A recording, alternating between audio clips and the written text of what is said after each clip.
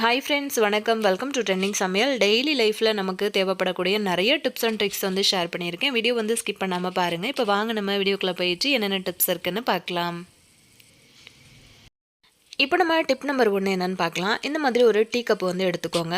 இப்போது நம்ம வீட்டில் வந்து இந்த மாதிரி பீங்கன் கப்பெல்லாம் நம்ம வந்து வச்சுருப்போம் இல்லையா, அந்த மாதிரி ஒரு கப்பு வந்து எடுத்துக்கோங்க. அதில் தான் பண்ணணும்னு கிடையாது. சாதாரண ஒரு கப்பு இல்லைன்னா குட்டியாக ஒரு பவுலில் கூட வந்து பண்ணிக்கலாம். இப்போ இந்த கப்புக்குள்ளே வந்து ஒரு கம்ப்யூட்டர் சம்பரணி அந்த மாதிரி பற்ற வச்சுட்டு நம்ம வந்து உள்ளே வச்சுக்கலாம். இப்போ நம்ம என்ன பண்ண போகிறோம் அப்படின்னா, நம்ம வீட்டில் வந்து கொசு தொல்லை அதிகமாக இருக்கிற டைமில் இந்த மாதிரி வந்து இன்ஸ்டண்ட்டாக ஒரு டிப்பு வந்து ட்ரை பண்ணி பாருங்கள். கொசு தொல்லைக்கு ரொம்ப சூப்பராக இது வந்து ஒர்க் ஆகும். நம்ம வந்து பூண்டெல்லாம் உரிச்சிட்டு இந்த தோலெல்லாம் தூக்கி போட்டுருவோம் இல்லையா, அந்த மாதிரி தோல் வந்து தூக்கி போடாமல் எடுத்து வச்சுக்கிட்டிங்க அப்படின்னா இந்த மாதிரியான விஷயங்களுக்கு நீங்கள் வந்து யூஸ் பண்ணிக்க முடியும்.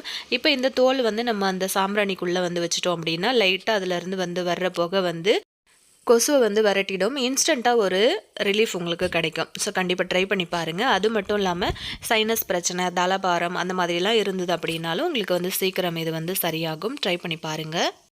டிப் நம்பர் 2 என்னென்னு பார்க்கலாம். ஒரு 4-5 உருளைக்கிழங்கு வந்து வேக வச்சு இந்த மாதிரி எடுத்து வச்சுருக்கேன். லைட்டாக உப்பு சேர்த்து வேக வச்சு எடுத்துக்கோங்க. தோலெல்லாம் உரிச்சதுக்கப்புறமா இந்த மாதிரி அந்த உருளைக்கிழங்கு எல்லாத்தையுமே நம்ம வந்து மசிச்சு விட்டுடலாம். சின்ன சின்னதாக கட்டிகள் இருக்கும்ல, அந்த மாதிரி அந்த கட்டிகள் எல்லாத்தையுமே உடச்சி விட்டு நல்லா அந்த மாதிரி மசிச்சு எடுத்துக்கோங்க. இப்போ இதுக்குள்ளே வந்து 1 கப் அளவுக்கு நம்ம வந்து பச்சரிசி சேர்த்துக்கலாம். சாதாரணமாக நம்ம வந்து புட்டு இடியாப்பத்துக்கு வீட்டில் அரைச்சி வச்சுருப்போம் இல்லையா, பச்சரிசி அதுதான் வந்து சேர்த்துருக்கேன்.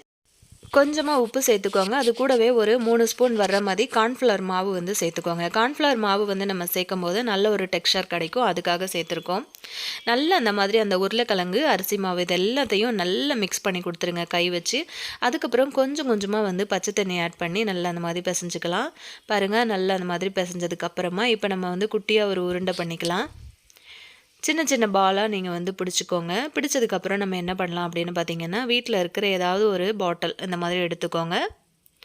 எடுத்துக்கிட்டு பார்த்திங்க அப்படின்னா, அந்த உருண்டை நம்ம பண்ணினோம் இல்லையா, அதுக்கு நடுவில் வச்சு இந்த மாதிரி ப்ரெஸ் கொடுத்து அதுக்கப்புறம் லூஸாக விட்டிங்க அப்படின்னா உங்களுக்கு சூப்பரான ஒரு ஷேப் கிடைக்கும். ஃபஸ்ட்டு 1, 2 பண்ணும்போது உங்களுக்கு கொஞ்சம் கஷ்டமாக இருக்கிற மாதிரி இருக்கும்.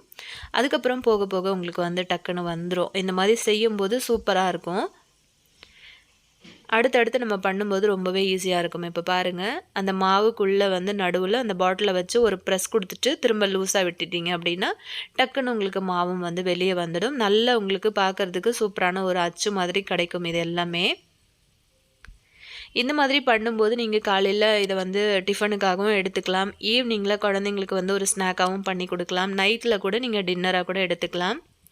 கோதுமை மாவு கூட இதில் யூஸ் பண்ணிக்கலாம். ரொம்பவே நல்லாயிருக்கும். இப்போ இதை வந்து எல்லாத்தையும் நம்ம வந்து வேக வச்சு எடுத்துக்கலாம். ஒரு இட்லி பாத்திரத்தில் தண்ணி சேர்த்துட்டு வேணும்னா அந்த மாதிரி ஒரு வாழை இலை வச்சுக்கோங்க. நல்ல ஃப்ளேவர்ஃபுல்லாக இருக்கும் உங்களுக்கு. இந்த மாதிரி எல்லாத்தையும் உள்ளே அடுக்கிட்டு நம்ம ஒரு 15லேருந்து 20 நிமிஷம் வரைக்கும் நம்ம வந்து வேக வச்சு எடுத்துடலாம். ஓப்பன் பண்ணி பார்த்தோம் அப்படின்னா இந்த மாதிரி நல்லா வெந்து அதோட கலர் எல்லாம் சூப்பராக மாறி வந்திருக்கும். மாவு வந்து பார்க்கும்போதே தெரியும். அது எல்லாத்தையும் எடுத்து தனியாக வச்சுருங்க. அதுக்கப்புறம் ஒரு கடாய் அடுப்பில் வச்சுக்கிட்டு கொஞ்சமாக ஆயில் வந்து சேர்த்துக்கலாம். சேர்த்ததுக்கப்புறமா இதில் வந்து நம்ம ஒரு சில பொருட்கள் வந்து சேர்த்து வதக்க போகிறோம். எண்ணெய் வந்து சூடானதுக்கப்புறம் கொஞ்சமாக வந்து கடுகு உளுந்தம் பருப்பு வந்து சேர்த்துருக்கேன். இப்போ இது வந்து நல்லா பொரிஞ்சு வரட்டும்.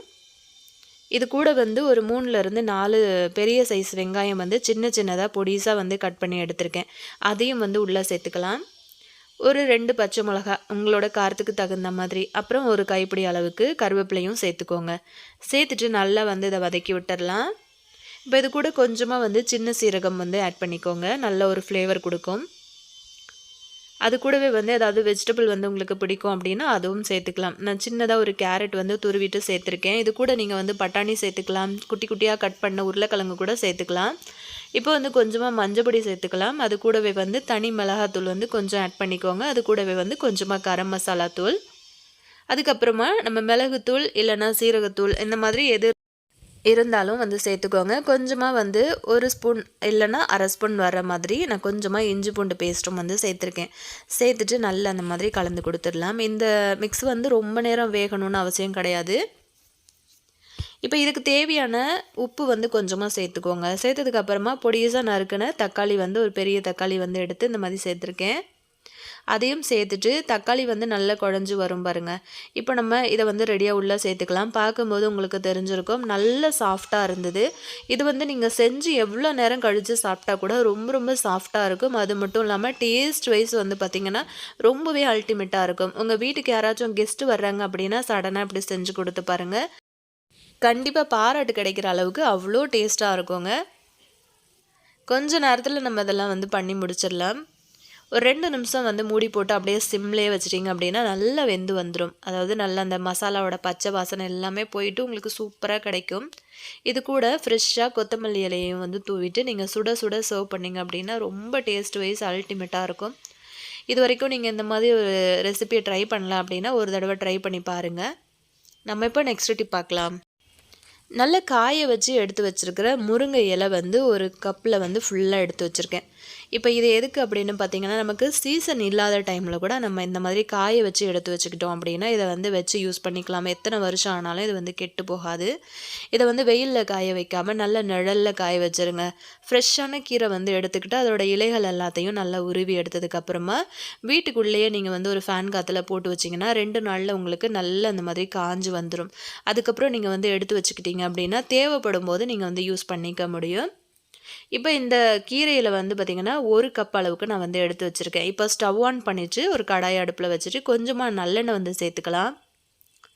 நல்லெண்ணெய் சேர்த்ததுக்கப்புறம் நம்ம வந்து எடுத்து வச்சுருக்கோம் இல்லையா கீரை, இந்த கீரையை வந்து சேர்த்து சும்மா ஜஸ்ட்டு வந்து கலந்து கொடுத்துருங்க. அந்த கீரையில் லைட்டாக சூடு ஏறுச்சு அப்படின்னா போதும், அவ்வளோதான். 1 நிமிஷமே அதிகம்தான். இந்த மாதிரி நல்லா கலந்து கொடுத்துட்டு அதை தனியாக கொட்டி ஆற வச்சிடலாம். இப்போ சும்மா ஒரு 1/4 ஸ்பூன் அளவுக்கு ஆயில் வந்து சேர்த்துக்கோங்க. இப்போ இதில் வந்து பார்த்திங்கன்னா 1லேருந்து 2 ஸ்பூன் அளவுக்கு நீங்கள் வந்து வேர்க்கடலை, 2 ஸ்பூன் அளவுக்கு கடலைப்பருப்பு வந்து சேர்த்துக்கோங்க. அதே 2 ஸ்பூன் அளவுக்கு உளுந்தம்பருப்பும் வந்து சேர்த்துக்கோங்க. அதே மாதிரி 1 ஸ்பூன் அளவுக்கு முழு தனியா இருக்கு இல்லையா மல்லி, அது வந்து சேர்த்துக்கோங்க. சேர்த்துட்டு சிம்லேயே வச்சு நல்லா அந்த மாதிரி வறுத்து கொடுத்துருங்க. அப்புறமா கொஞ்சமாக ஒரு 1/4 ஸ்பூன் அளவுக்கு வெந்தயம், 1/4 ஸ்பூன் அளவுக்கு சீரகம் சேர்த்து நல்லா அந்த மாதிரி கலந்து கொடுத்துருங்க. நல்லா வறுபட்டு அதோட கலர் வந்து சூப்பராக நமக்கு வந்து மாறி வரும். அதுக்கப்புறம் அதை வந்து நம்ம ஒரு பிளேட்டில் கொட்டி ஆற வச்சிடலாம். அதுக்கப்புறம் அந்த கடாயில் வந்து ஒரு 4-5 காஞ்ச மிளகா, உங்களோட காரத்துக்கு தகுந்த மாதிரி காஞ்ச மிளகா சேர்த்துக்கோங்க. அது கூடவே ஒரு 5-6 பல் பூண்டையும் வந்து தோலோடு சேர்த்துக்கோங்க. கொஞ்சமாக புளி வந்து சேர்த்துக்கோங்க. தேவைப்படுச்சு அப்படின்னா லைட்டாக ஆயில் சேர்த்துட்டு நல்லா அந்த மாதிரி வறுத்து கொடுத்துட்டு நம்ம இந்த மாதிரி எடுத்துக்கலாம். இப்போ பாருங்கள், நம்ம வறுத்து வச்சோம் இல்லையா முருங்கைக்கீரை, அதாவது லைட்டாக சூடு ஏறின உடனே நம்ம எடுத்துட்டோம்ல. இப்போ பாருங்கள், கை வச்சு நம்ம ப்ரெஸ் பண்ணோம் அப்படின்னா நல்ல பொடியாயிடுது அது கையிலேயே.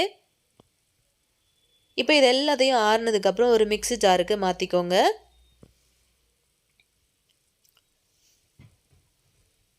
இப்போ இது கூட வந்து தேவையான அளவுக்கு உப்பு சேர்த்துக்கலாம். அது கூடவே வந்து கொஞ்சமாக பெருங்காயத்தூளும் வந்து சேர்த்துக்கலாம். இதை நல்ல கொரப்பாக நம்ம வந்து அரைச்சி எடுத்துகிட்டு வந்துடலாம்.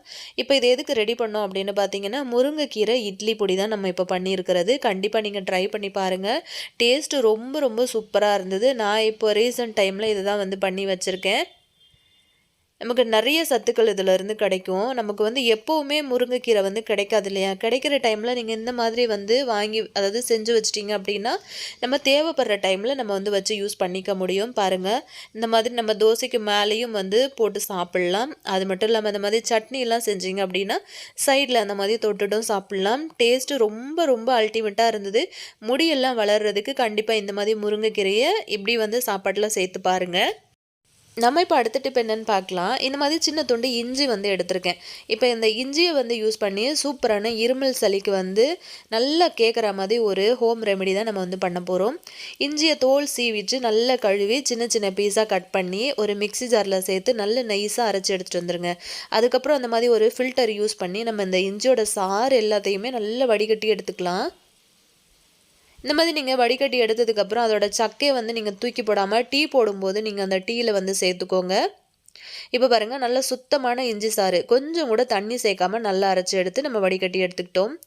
இப்போ இந்த மாதிரி ஸ்டவ் ஆன் பண்ணிட்டு ஒரு கடாய் வச்சுருக்கேன். இதில் வந்து ஒரு 1/2 கப்லேருந்து 3/4 கப் அளவுக்கு நான் வந்து பனங்கற்கண்டு வந்து சேர்த்துருக்கேன். உங்கள்கிட்ட பனங்கற்கண்டு இல்லை அப்படின்னா ஒயிட் சுகர் இருக்குல்ல, அது கூட நீங்கள் சேர்த்துக்கலாம். இல்லைனா சாதாரண வெல்லம் கூட நீங்கள் சேர்த்து செய்யலாம். ஆனால் பனங்கற்கண்டு சேர்க்கும் போது உங்களுக்கு நல்ல ரிலீஃப் கிடைக்கும் இருமல் சளியிலேருந்து. ஏன்னா பனங்கற்கண்டு வந்து இருமல் சளிக்கு ரொம்பவே நல்லது. லைட்டாக ஒரு 1/2 டம்ளர் அளவுக்கு தண்ணி ஊற்றி அந்த பனங்கற்கண்டு வந்து நல்லா கரையிற மாதிரி காய்ச்சி கொடுத்ததுக்கப்புறமா வடிகட்டி எடுத்துக்கோங்க. லைட்டாக கரைஞ்சால் மட்டும் போதும். ஏன்னா நிறைய டஸ்ட் இருக்கும் பனங்கற்கண்டு பொறுத்த வரைக்கும். அதனால இப்போ திரும்பவும் அதே கடாய் யூஸ் பண்ணி நம்ம ஆல்ரெடி எடுத்து வச்சுருக்கிற இஞ்சி சாறை வந்து ஃபஸ்ட்டு சேர்த்துக்கோங்க.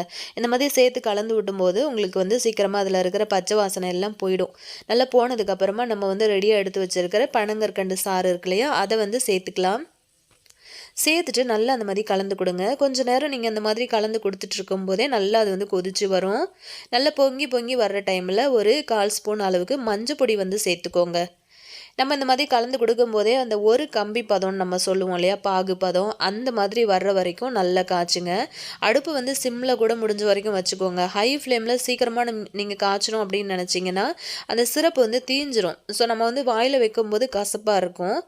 கடைசியாக இறக்குறதுக்கு ஒரு 2-3 நிமிஷத்துக்கு முன்னாடி கொஞ்சமாக தேன் சேர்த்துக்கோங்க. 1 ஸ்பூன் அளவுக்கு தேன் சேர்த்துக்கோங்க. சேர்த்துட்டு நல்லா காய்ச்சி கொடுத்ததுக்கப்புறம் நம்ம வந்து பாகு டைட் ஆக போகிற டைமில் நம்ம இறக்கிட்டு இந்த மாதிரி உடனே வந்து பிளேட்டில் வந்து மாற்றிக்கோங்க. நான் வந்து ஒரு பிளேட்டில் லைட்டாக ஆயில் அப்ளை பண்ணி வச்சுருக்கேன்.